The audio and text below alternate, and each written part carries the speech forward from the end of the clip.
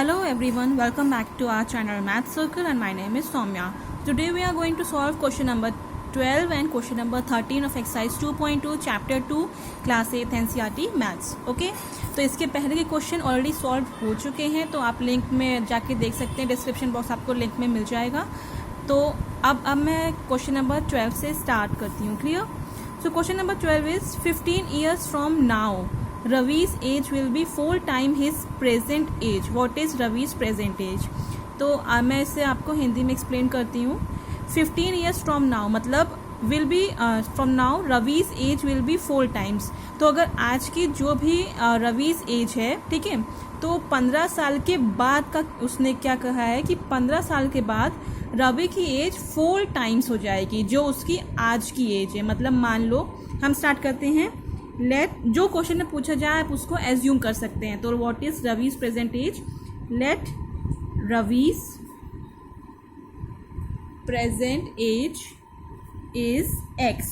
तो हमें present age ही पता करनी है, तो हम उसे एज्यूम कर लेते हैं कि वो एक्स है.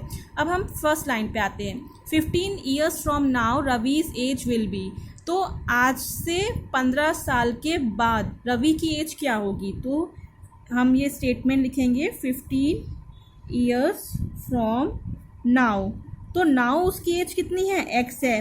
और 15 years के बाद तो उसका आपका टर्म क्या बनेगा? +15. मतलब आज की एज में 15 जोड़ देंगे तो ये स्टेटमेंट हमारा जस्टिफाई हो जाएगा. मतलब 15 year फ्रॉम नाउ एक्स है और 15 year मतलब +15. ठीक है.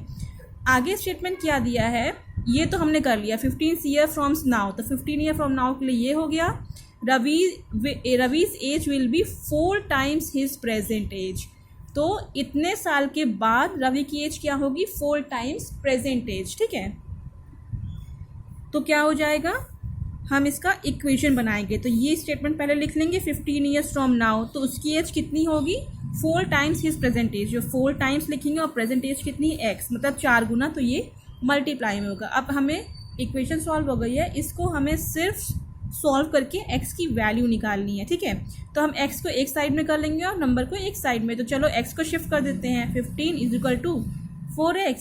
ये प्लस में है x, तो यहाँ की माइनस में हो जाएगा. तो 15 = 4x - x 3x. तो x = क्या हो जाएगा? 15. मतलब x यहीं रह देंगे, 15 यहीं है. 3 मल्टीप्लाई में तो इधर आके नीचे हो जाएगा. ठीक है. अपॉन 3, तो 3 5 = 15. तो x = क्या आएगा?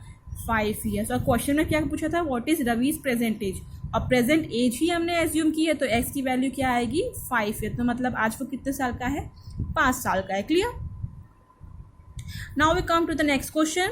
A rational number is such that when you multiply 8 by 5 by 2 and add 2 by 3 to the product, you get -7/12.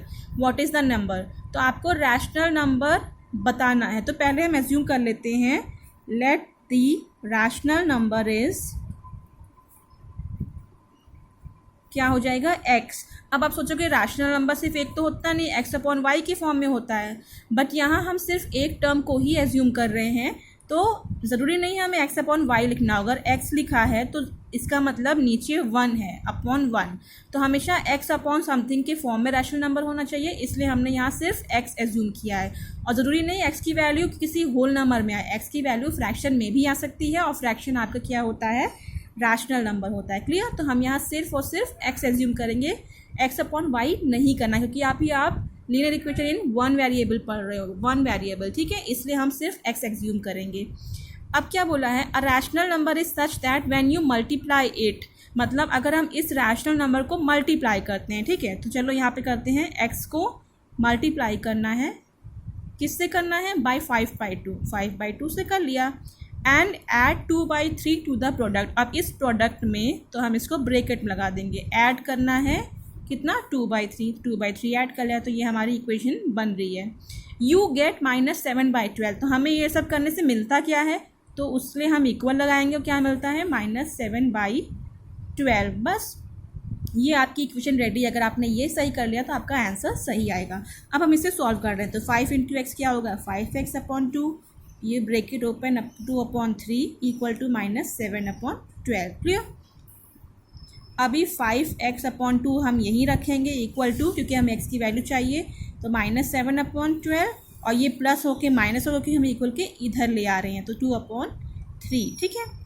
अब हम यहाँ करेंगे 5x/2 इक्वल टू 12 और 3 का एलसीएम कितना होता है, 12 होता है, ठीक है। तो 12 कैसे आया, 12 इंटू 1 किया इसलिए 12 आया, तो 7 इंटू 1 करेंगे तो कितना आएगा, -7। अब साइन ये माइनस का लगा देंगे। 3 से 12 कैसे बना, 3 को 4 से मल्टीप्लाई किया तो 12 बन गया, ठीक है।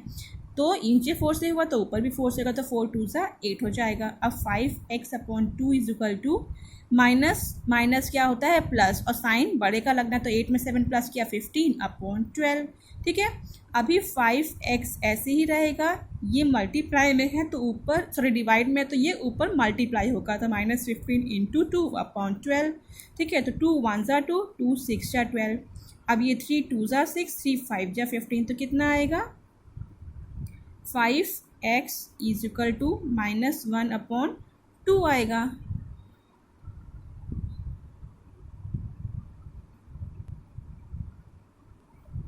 एंड वन थिंग और क्या है, यहाँ 5 आएगा क्योंकि 5 1 ज़ा 5 है।